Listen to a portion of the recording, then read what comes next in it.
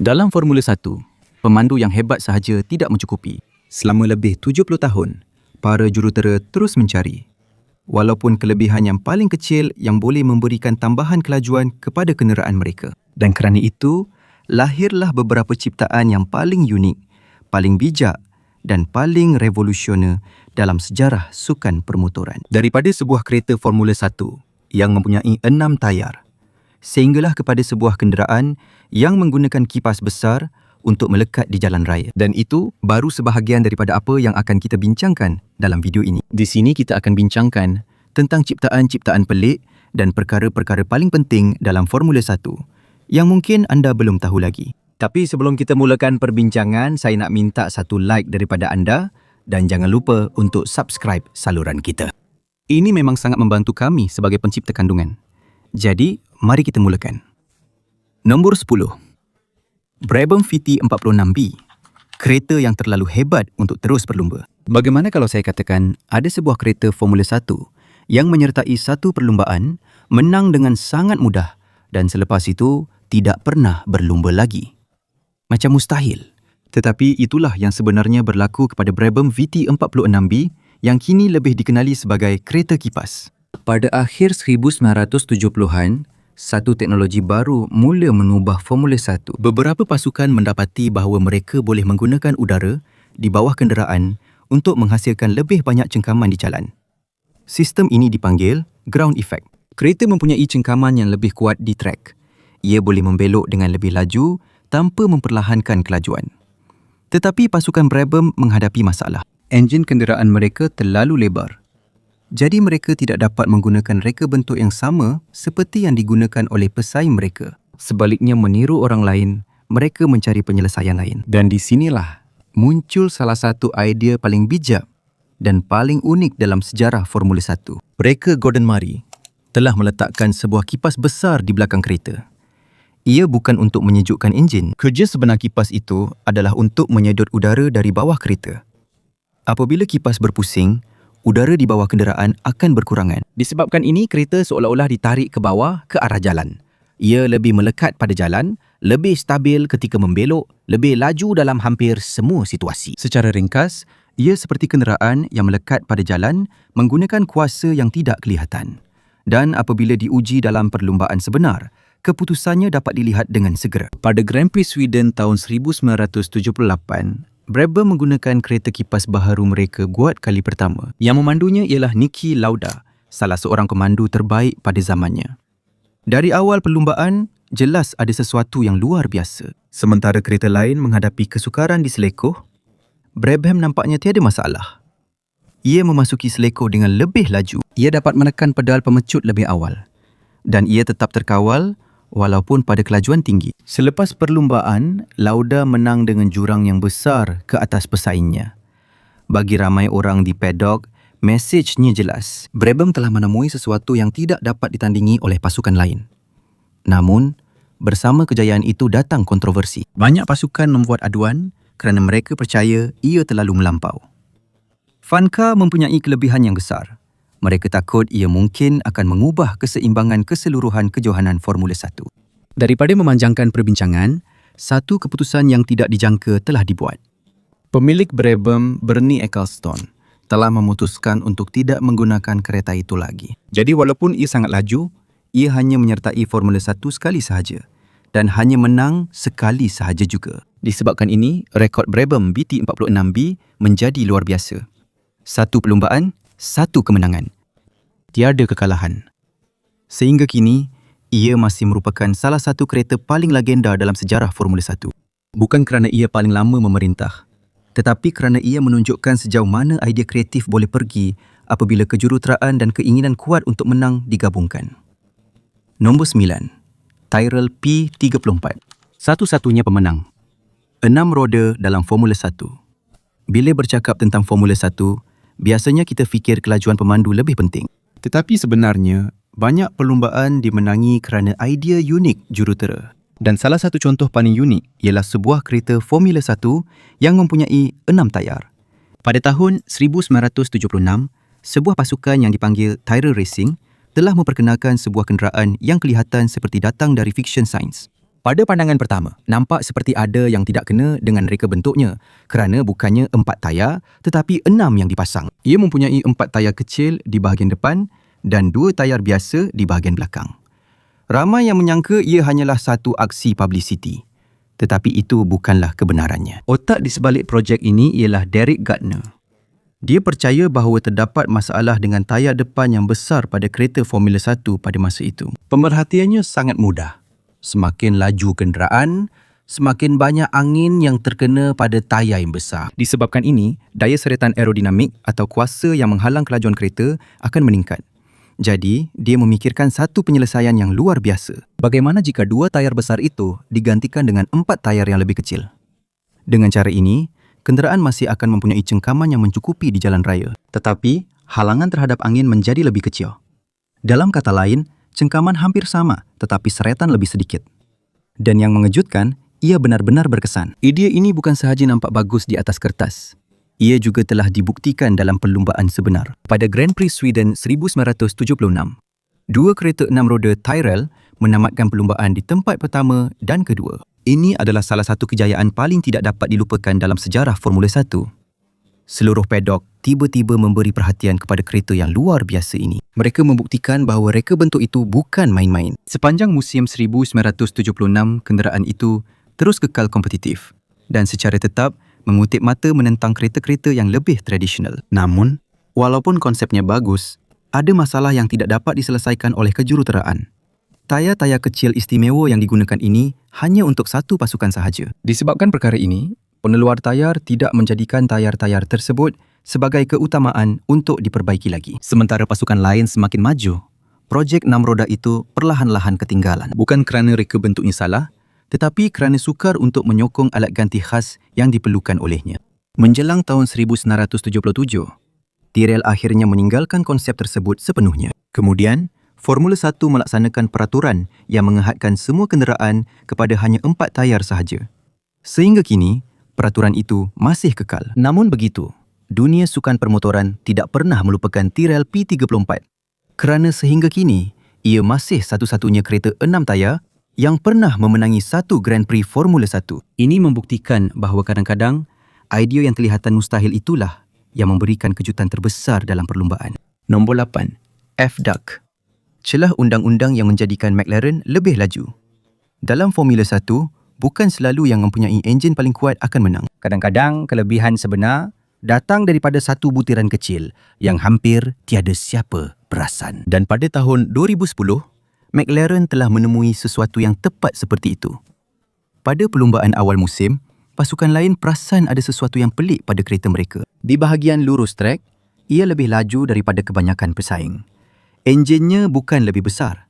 Tiada juga sayap atau badan kereta yang pelik yang mudah dilihat. Pada pandangan pertama, kereta itu nampak biasa saja. Tapi bila tengok data, jelas ada kelebihan dari segi kelajuan. Disebabkan ini, pasukan lain mula menyiasat. Minggu berlalu sebelum mereka benar-benar faham dari mana datangnya kelebihan McLaren. Dan bila mereka tahu jawapannya, ramai yang tidak percaya. Kerana rahsianya bergantung kepada badan pemandu itu sendiri. Untuk memahami ini, kita perlu tahu dulu fungsi sayap belakang. Sayap belakang adalah seperti sayap di belakang kereta Formula 1. Ia membantu menekan kereta ke jalan supaya mendapat lebih cengkaman di selekoh. Tetapi, ada harganya. Semakin tinggi cengkaman, semakin tinggi juga seretan atau angin yang menghalang kelajuan kereta. Jadi, ada masalah. Di selekoh, anda mahu banyak daya tekan ke bawah. Tetapi di bahagian lurus trek, anda mahu seretan yang sedikit supaya lebih laju. Biasanya sukar untuk dapatkan kedua-duanya sekali. Tetapi McLaren telah menemui caranya. Mereka meletakkan saluran udara khas di dalam kereta.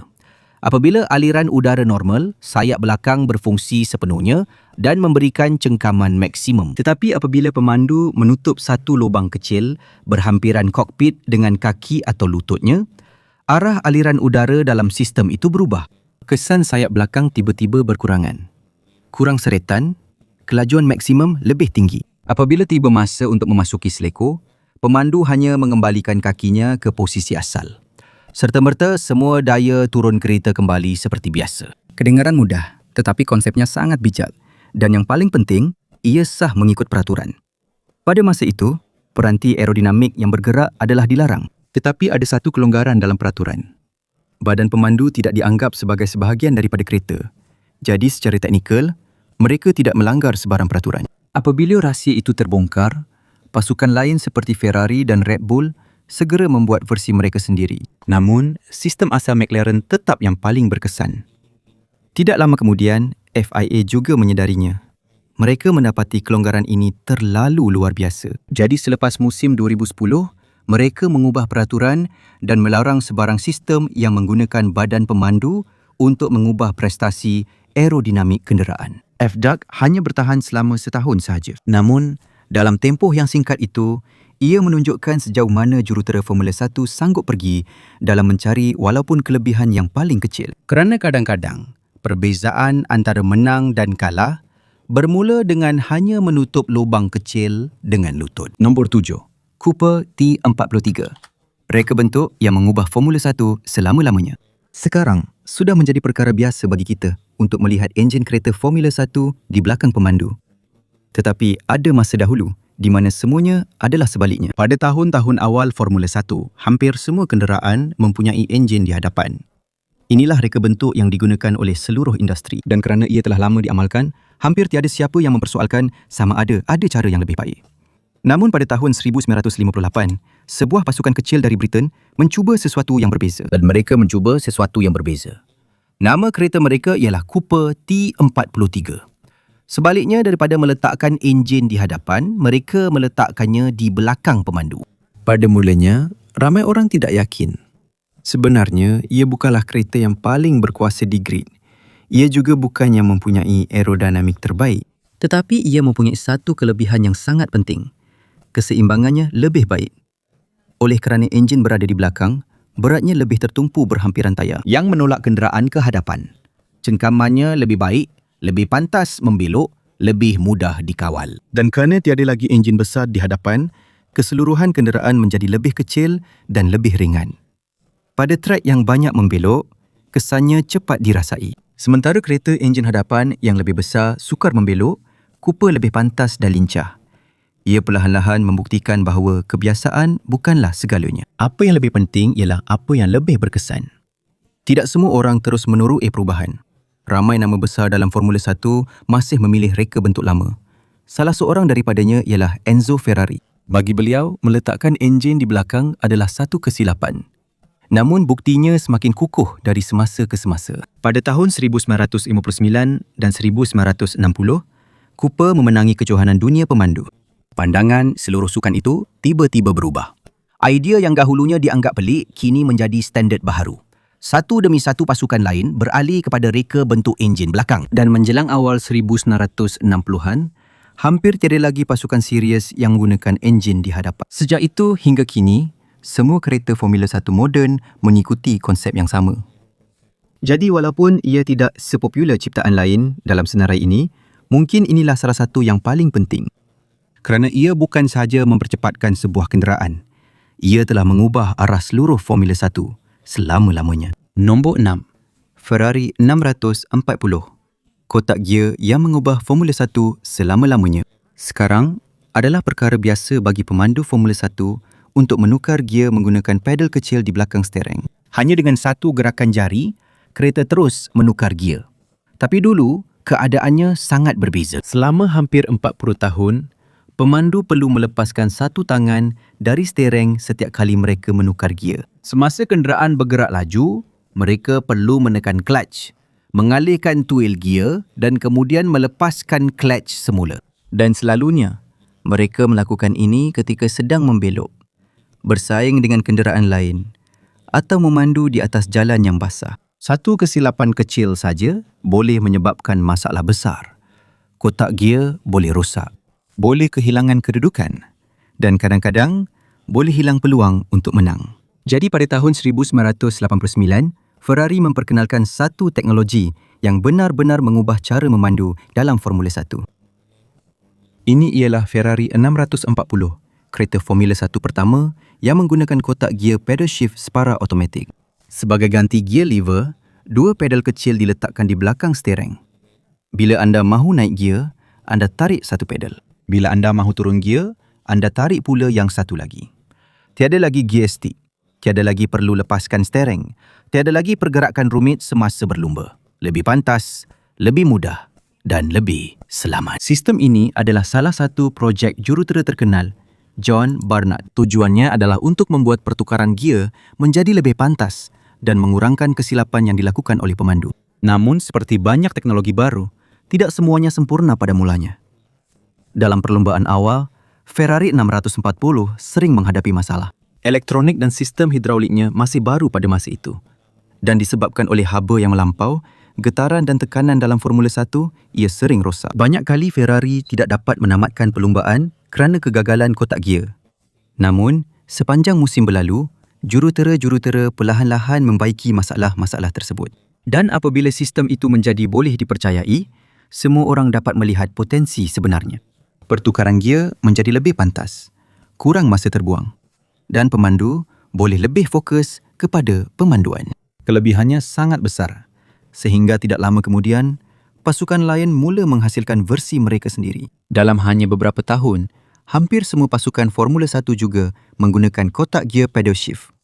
Dan pengaruhnya tidak terhenti di situ. Lama-kelamaan, teknologi ini juga berpindah ke perlumbaan endurance, kereta touring, perlumbaan rally dan juga kereta sport yang boleh dibeli oleh orang biasa. Pada masa kini, hampir semua supercar moden menggunakan sistem yang berasal daripada idea yang pertama kali diperkenalkan oleh Ferrari pada tahun 1989. Satu perubahan mudah dalam cara menukar gear yang benar-benar mengubah landscape motorsport. Nombor 5. McLaren MP41. Inovasi keselamatan yang menyelamatkan tidak terhitung banyak nyawa. Apabila kita melihat kemalangan teruk dalam perlumbaan Formula 1 dan pemandu masih boleh berjalan keluar, kita sering fikir itu adalah satu keajaiban. Tetapi sebenarnya, itu adalah hasil daripada dekad kejuruteraan dan pembangunan dalam aspek keselamatan. Dan salah satu sebab paling penting kenapa Formula 1 lebih selamat sekarang bermula pada tahun 1981. Salah satu sebab paling penting kenapa Formula 1 lebih selamat sekarang adalah kerana penggunaan kasis aluminium. Ia ringan dan kukuh. Namun, ada kelemahan besar apabila berlaku pelanggaran yang kuat, struktur kenderaan mudah berubah bentuk atau hancur. Dan apabila itu berlaku, pemandu selalunya yang berada dalam bahaya. Sebab itu McLaren memutuskan untuk mencuba satu bahan yang hampir tidak pernah digunakan dalam Formula 1 sebelum ini. Serat karbon. Ini adalah bahan yang digunakan dalam industri aeroangkasa kerana gabungan kekuatan dan ringan yang luar biasa. Ia lebih kukuh daripada aluminium, tetapi lebih ringan. Tetapi lebih daripada itu, cara ia menyerap hentakan juga berbeza. Apabila aluminium dibengkokkan dan dihancurkan, gentian karbon pula perlahan-lahan retak sambil menyerap sebahagian besar tenaga perlanggaran. Dalam kata lain, kurang daya sampai ke badan pemandu. Pada tahun 1981, McLaren memperkenalkan MP41. Ini adalah kereta Formula 1 pertama yang menggunakan monocoque gentian karbon sepenuhnya. Pada mulanya, ramai yang ragu-ragu. Ini adalah bahan yang baru. Belum ada yang tahu bagaimana ia akan bertindak dalam kemalangan berkelajuan tinggi yang sebenar. Tetapi apabila kemalangan berlaku, jawapannya muncul dengan cepat. Dalam perlanggaran yang dahulunya boleh menyebabkan kecederaan serius, lebih ramai pemandu terselamat dan keluar tanpa banyak kecederaan. Telah terbukti bahawa gentian karbon bukan sahaja alternatif kepada aluminium. Ia lebih baik, lebih selamat dan lebih berkesan dalam melindungi nyawa pemandu. Disebabkan kejayaannya, pasukan lain mula mengikuti reka bentuk yang sama. Tidak lama kemudian, ia menjadi piawaian baharu di seluruh Formula 1.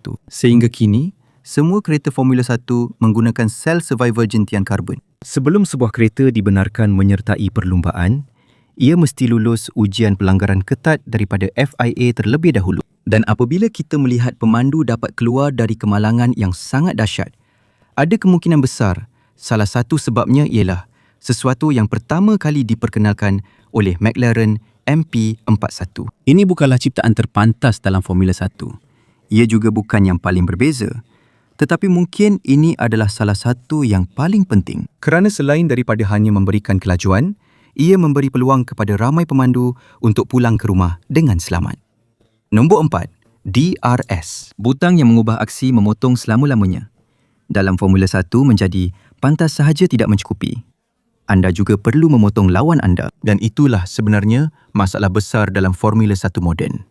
Semakin maju teknologi, semakin hebat prestasi aerodinamik kereta-kereta tersebut. Mereka boleh mengambil selekoh dengan lebih laju. Mereka lebih stabil pada kelajuan tinggi.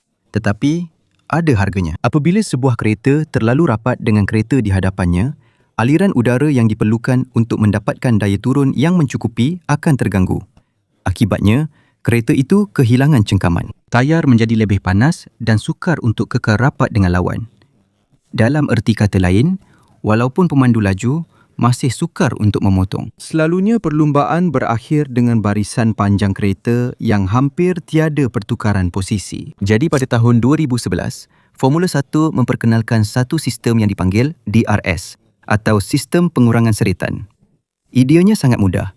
Terdapat bahagian kecil pada sayap belakang kereta yang boleh dibuka pada masa yang sesuai. Apabila ia dibuka, rintangan angin atau drag yang menghalang kelajuan kereta akan berkurang. Oleh itu, kelajuan maksimum kereta akan meningkat di bahagian lurus litar. Namun, ia tidak boleh digunakan pada bila-bila masa. Terdapat syarat-syarat tertentu. Pemandu perlu berada dekat dengan kereta di hadapan dan dia juga perlu berada di bahagian khas litar yang dipanggil zon DRS. Apabila syarat-syarat ini dipenuhi, dia boleh menekan butang dan mendapat kelajuan tambahan untuk cuba memotong. Sistem ini dengan segera menjadi bahagian penting dalam Formula 1. Aksi memotong semakin banyak pertarungan menjadi lebih agresif dan lebih banyak pertarungan roda ke roda dapat disaksikan oleh penonton. Namun tidak semua orang gembira. Ada pemandu dan peminat yang percaya bahawa memotong menggunakan DRS terlalu mudah. Bagi mereka, ini bukanlah pertarungan sebenar. Seolah-olah pemandu di belakang hanya diberikan kelebihan buatan. Namun bagi mereka yang menyokongnya, lebih baik ada aksi memotong daripada tiada langsung aksi di litar. Dan perdebatan masih berterusan. Namun apapun pendapat anda tentang perkara ini, satu perkara jelas. DRS telah mengubah cara perlumbaan dalam Formula 1 moden dan banyak daripada pertarungan paling mendebarkan dalam dekad yang lalu bermula dengan hanya menekan satu butang. Nombor 3. Williams FW14B, kereta kawalan komputer dari masa depan. Bagaimana jika saya katakan, ada sebuah kereta Formula 1 yang begitu jauh mengatasi pesaing-pesaingnya sehingga FIA terpaksa mengharamkan teknologi FW14B. Itulah kisah Williams FW14B. Pada tahun 1992, Williams menjadi sangat dominan dalam Formula 1. Dalam 10 perlumbaan pertama musim itu, mereka memenangi 9 daripadanya dan dengan pantas memastikan kejuaraan. Namun, kejayaan ini bukan hanya kerana kehebatan pemandu. Mereka mempunyai satu teknologi yang dipanggil suspensi aktif.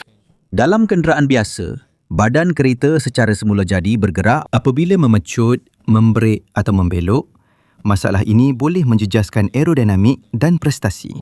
Namun, dalam Williams FW14B, ia menggunakan sistem hidraulik yang dikawal komputer. Terdapat sensor yang sentiasa mengukur pergerakan kenderaan, manakala sebuah komputer pula melaraskan suspensi beratus-ratus kali setiap saat. Disebabkan ini, kenderaan kekal hampir rata dan stabil walaupun pada kelajuan tinggi, membrek kuat dan selekoh yang pantas. Hasilnya ialah sebuah kereta yang mempunyai kelebihan besar berbanding pesaingnya. Di tangan Nigel Mansell, Williams hampir tidak dapat dihentikan. Malah rakan sepasukannya, Ricardo Patrese, juga kerap bersaing di barisan hadapan grid, menunjukkan bahawa kejayaan mereka bukan hanya kerana pemandu. Sumbangan teknologi juga sangat besar. Apabila kelebihan mereka semakin bertambah, ramai mula bertanya, adakah ini masih Formula 1 yang merupakan persaingan antara pemandu atau sudah menjadi persaingan antara komputer dan syarikat? Akhirnya, FIA membuat keputusan. Selepas musim 1993, mereka melarang penggunaan suspensi aktif dan bantuan elektronik lain kepada pemandu supaya peranan pemandu dalam perlumbaan menjadi lebih besar semula. Sehingga kini, Williams FW14B masih kekal sebagai salah satu kereta Formula 1 yang paling canggih dan paling dominan pernah dihasilkan. Sebuah kenderaan yang begitu hebat sehingga pembuat peraturan sendiri takut dengan potensinya. Nombor 2, Lotus 79. Penemuan yang mengubah Formula 1 selama-lamanya. Jika ada satu ciptaan yang benar-benar mengubah Formula 1, ramai pakar percaya bahawa ia adalah ground effect dan kenderaan yang mempopularkannya ialah Lotus 79. Pada akhir 1970-an, kebanyakan pasukan memberi tumpuan kepada menambah sayap yang lebih besar untuk menghasilkan lebih banyak daya turun. Namun, pengasas dan pereka Lotus, Colin Chapman, mempunyai pandangan yang berbeza. Sebaliknya, dia melihat ke bawah kenderaan itu bukannya ke atasnya. Dia mendapati bahawa jika bahagian bawah kereta direka dengan betul, ia boleh menghasilkan kawasan tekanan rendah yang menarik kenderaan ke bawah ke arah trek. Dalam erti kata lain, semakin laju kereta itu bergerak, semakin kuat ia melekat pada jalan. Dan bahagian yang paling menarik, ia dapat menghasilkan daya turun yang besar tanpa menambah terlalu banyak seritan aerodinamik. Apabila Lotus 79 dikenalkan pada tahun 1978, ia segera menunjukkan kekuatan era 1970-an. Di tangan Mario Andretti, kereta itu menjadi sangat dominan sepanjang musim. Dia memenangi 6 perlumbaan manakala rakan sepasukannya, Ronnie Peterson, juga memenangi beberapa lagi. Tidak lama kemudian, semua pasukan mula menyedari rahsia mereka. Dan seperti yang sering berlaku dalam Formula 1, perlumbaan untuk meniru kejayaan mereka pun bermula. Dalam masa beberapa tahun saja, hampir semua pasukan yang kompetitif turut menggunakan ground effect. Namun, prestasi hebat ini datang dengan harga yang perlu dibayar. Apabila aliran udara di bawah kenderaan terganggu, downforce boleh hilang secara tiba-tiba dan pemandu boleh hilang kawalan. Disebabkan perkara ini, beberapa kemalangan serius telah berlaku dan akhirnya FIA mengehadkan beberapa bahagian teknologi ini. Namun walaupun peraturan telah diubah, prinsip asas ground effect tidak pernah hilang. Malah, ia masih digunakan dalam Formula 1 moden hingga ke hari ini. Sebahagian besar daya turun, downforce, kereta-kereta masa kini masih datang dari bahagian bawah kereta. Ini adalah idea yang pertama kali diperkenalkan oleh Lotus beberapa dekad yang lalu. Banyak ciptaan telah datang dan pergi dalam Formula 1. Ada yang telah diharamkan, ada juga yang telah dilupakan. Namun, ground effect kekal menjadi sebahagian daripada sukan ini hingga ke hari ini. Dan kerana pengaruhnya yang luas dalam reka bentuk kereta lumba, ramai yang menganggapnya sebagai inovasi aerodinamik paling penting dalam sejarah Formula 1. Nombor 1. Halo, peranti keselamatan yang menutup mulut para pengkritiknya. Tidak semua ciptaan terpenting dalam Formula 1 dicipta untuk menjadikan kereta lebih laju. Ada yang dicipta untuk menyelamatkan nyawa pemandu. Dan tiada contoh yang lebih baik daripada halo. Pada tahun 2018, penggunaan halo diwajibkan pada semua kereta Formula 1. Ia adalah struktur titanium yang kukuh yang diletakkan di atas kokpit untuk melindungi kepala pemandu daripada sebarang bahaya. Add juga bahagian besar yang boleh terkena kepada pemandu semasa perlumbaan. Namun pada mulanya, ramai peminat dan juga beberapa pemandu membantah perkara ini. Bagi mereka, halo kelihatan tidak menarik. Ada juga yang mengatakan ia merosakkan rupa tradisional Formula 1. Namun tidak lama kemudian, terbukti mengapa ia sangat penting. Pada Grand Prix Belgium tahun 2018, kereta Fernando Alonso terbang di atas kereta Charles Leclerc selepas satu kemalangan. Pada awal perlumbaan, bahagian bawah kereta itu terus mengenai halo dan bukannya mengenai topi keledar Leclerc. Ramai yang percaya bahawa akibatnya mungkin menjadi lebih teruk jika perlindungan itu tiada. Namun contoh yang paling terkenal berlaku semasa Grand Prix Bahrain pada tahun 2020. Dalam satu kemalangan yang menakutkan, kereta Romain Grosjean melanggar penghadang logam pada kelajuan yang sangat tinggi. Kereta itu terbelah dua dan segera disambar api. Dalam beberapa saat, tiada siapa yang tahu sama ada pemandu itu masih hidup. Namun selepas 27 saat, Grosjean berjaya keluar dari kereta yang sedang terbakar itu. Menurut analisis selepas kemalangan itu, sebahagian besar keselamatannya adalah disebabkan oleh halo yang menghalang penghadang daripada terkena kepalanya secara langsung. Sejak itu, beberapa kali lagi ia telah membantu dalam kemalangan serius lain di Formula 1 dan juga dalam kategori perlumbaan yang lebih rendah. Kritikan terhadapnya semakin lama semakin hilang. Perkara yang dahulunya dianggap hodoh dan tidak diperlukan, kini telah menjadi salah satu peranti keselamatan yang paling penting. Dalam masa beberapa tahun saja, halo telah membuktikan bahawa keselamatan adalah lebih penting daripada rupa kenderaan. Dan bagi ramai pemandu, mungkin inilah ciptaan yang telah memberi mereka peluang kedua dalam hidup.